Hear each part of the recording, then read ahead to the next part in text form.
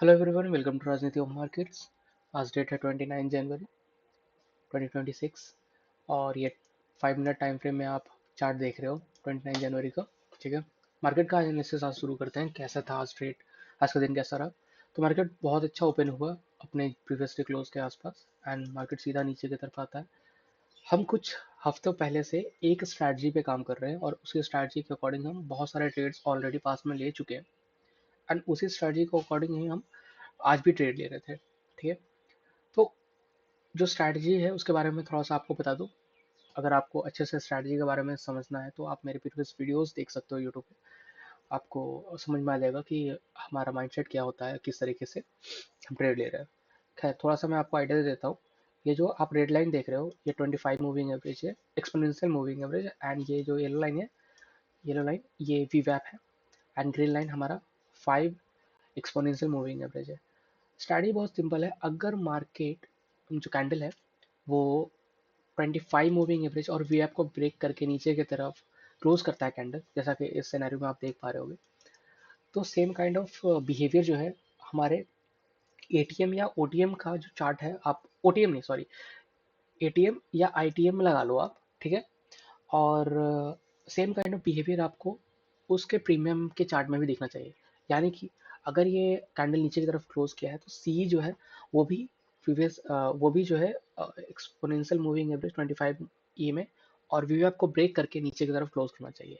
And vice versa P में होता है कि मार्केट में जो कैंडल है वो ऊपर की तरफ 25 एक्सपोनेंशियल ई में और वी को ब्रेक करके ऊपर की तरफ क्लोज करना चाहिए।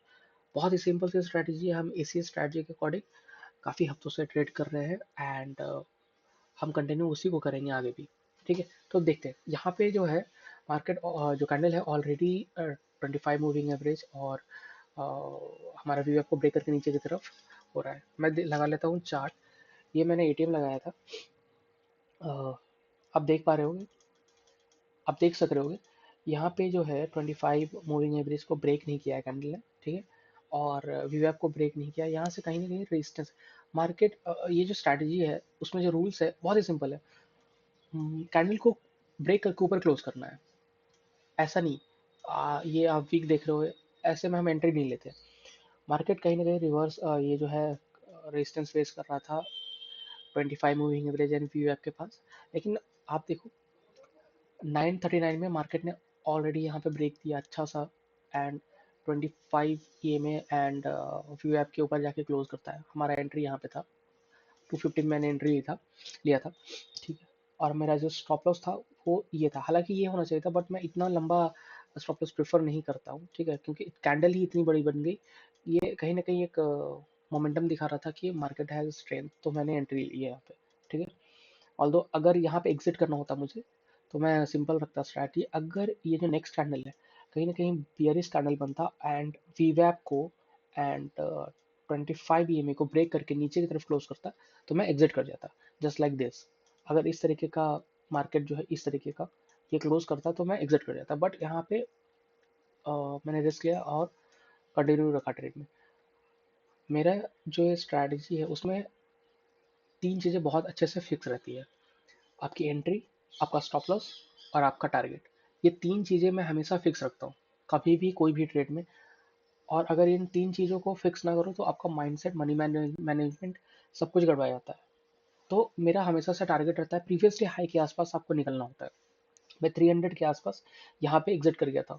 ठीक है, 300 में मैं एग्जैक्टली 300 के आसपास मैं एग्जिट कर गया था। जब ये ऊपर जाके नीचे आने लगा मैं एग्जिट कर गया।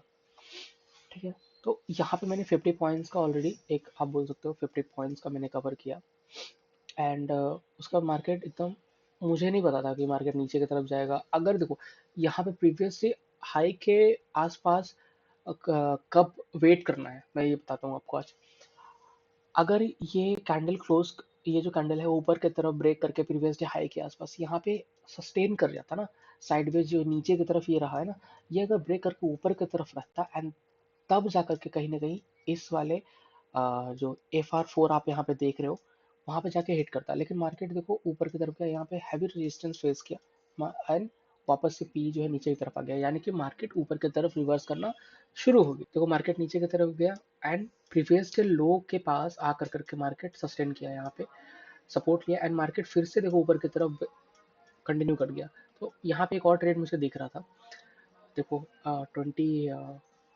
10:59 में क्या किया मार्केट ने, ऊपर की तरफ कैंडल गया और वीवैप और 25 मूविंग एवरेज को ब्रेक करके क्लोज किया।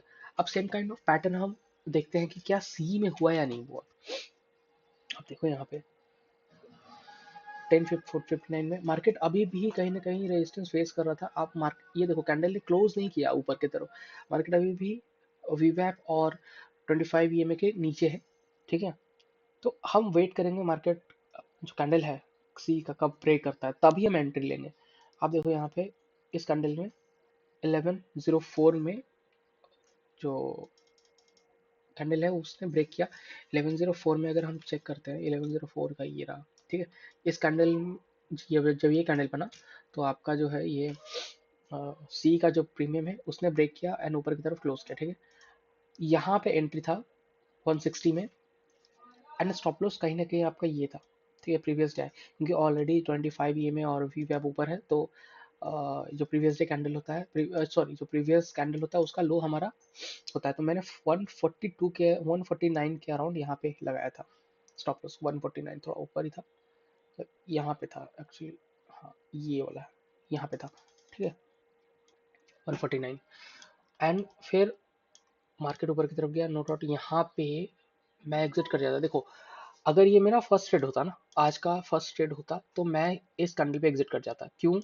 क्योंकि रूल्स बहुत ही सिंपल था, ठीक है।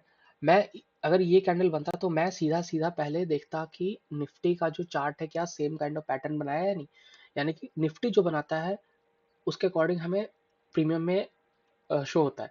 लेकिन यहाँ पे देखो आपका कभी कभी क्या होता है ना कि प्रीमियम मूव ही नहीं करता, या फिर हल्का सा अगर निफ्टी नीचे की तरफ आता है तो प्रीमियम जो होता है जो कॉल होता है वो बहुत ज़्यादा नीचे आ जाता है एंड आपका स्टॉप लॉस को हिट कर जाता है।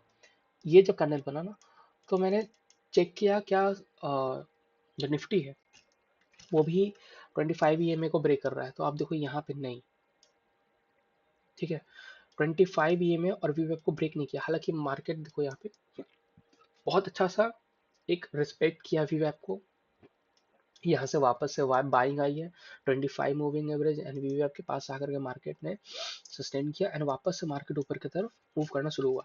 जब आप यहाँ पे देखोगे, हालांकि ये देखो ये इतना बड़ा कैंडल बनाया है, इसमें मतलब ऑलमोस्ट मेरे जो, आप देखो ऑलमोस्ट हिट करने वाला था गाइस, आप देखो ऑलमोस्ट हिट करने वाला था मेरे स्टॉप लॉस को, बट इट्स ओके, मैं इसलिए रिस्क ले पा रहा था क्योंकि मैंने ऑलरेडी 50 पॉइंट्स डे के स्टार्ट में बुक कर दिए थे। तो मैं कुछ पॉइंट्स का रिस्क ले कर करके और आगे बढ़ सकता था, मैंने वही चीज़ किया।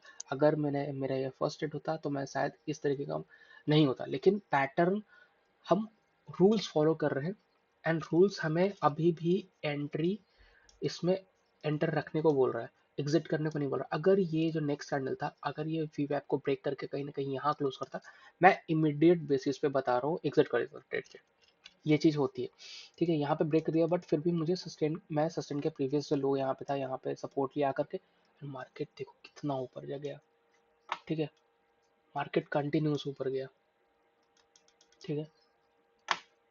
अब देखो मैंने कहीं ना कहीं यहाँ पे एग्जिट किया था ये वाला कैंडल पे 142 के आसपास, 142 के आसपास एग्जिट कर गया था, क्योंकि जैसे ही मार्केट इसने हिट किया यहाँ पे मैं एग्जिट कर गया था।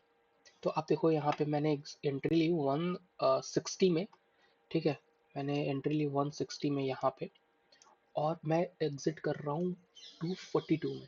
तो अगर आप 40 पॉइंट मतलब आप मान के 80 पॉइंट्स भी आप मानते हो, 80 पॉइंट्स उधर हो गए, ठीक है, 50 पॉइंट्स सुबह में हो गए, तो आप देखो 130 पॉइंट्स, मोर देन 100 पॉइंट्स। अगर आप बिगनर हो तो एक लॉट से भी अगर आप ये स्ट्रैटेजी यूज करोगे ना, दैट इज आप अच्छा खासा अमाउंट में पॉइंट्स कवर कर सकते हो। लेकिन आप अच्छा खासा ऑलरेडी ट्रेडर हो तो ये चीज़ यूज़ करो। एंड हाँ, इसमें एक चीज़ है कि कुछ कुछ रूल्स और भी हैं जो कि मैंने प्रीवियस वीडियोस में बता रखा है। जैसे कि अगर ये same kind of pattern previous day लो या प्रीवियस डे हाई के आसपास होता है तो किस टाइप का हमें माइंडसेट रखना पड़ता है, ठीक है। हर एक स्ट्रैटेजी 100% सही नहीं होती, मैं क्लियर कर देता हूँ। हर स्ट्रैटेजी अपनी जगह पे सही काम करती है। कभी आपको ये स्ट्रैटेजी लॉस भी दिया है, मैंने कुछ वीडियोस में बताया है, हमें 10 पॉइंट और 15 पॉइंट्स का लॉस भी हुआ है, बट बहुत ही निग्लिजिबल लॉस है। और जो विन रेट जो है इस स्ट्रैटेजी का बहुत ही अच्छा है। अब देखो, हम 130 points, more than 100 points cover कर रहे हैं, एंड लॉस हो रहा है हमारा हफ्ते में या दो हफ्ते में एक लॉस या दो लॉस हो रहे हैं, वो भी नेक्स्ट ट्रेड में वो ऑलरेडी कवर हो जा रहे हैं। हालांकि कवर और मतलब इस टाइप के माइंडसेट से आपका ट्रेडिंग जर्नी खराब होती है। मैं बस इतना बोल रहा हूँ कि ये जो तरीका है, ये जो आप देख रहे हो स्ट्रैटेजी, जो सेट ऑफ रूल्स मैंने बनाया है, आप ऑलरेडी इसको फॉलो करो। एंड देखो, 130 पॉइंट्स मैंने कवर किया। अगर आप ऑलरेडी अच्छे ट्रेडर्स हो तो आप अगर 5 लॉट से करते हो, आप अगर 10 लॉट से करते हो, तो आप एक बार कैलकुलेट करके देखो, गजब का आपको प्रॉफिट मिलेगा। सो आज के लिए इतना ही। Thank you, thanks for watching, have a good day.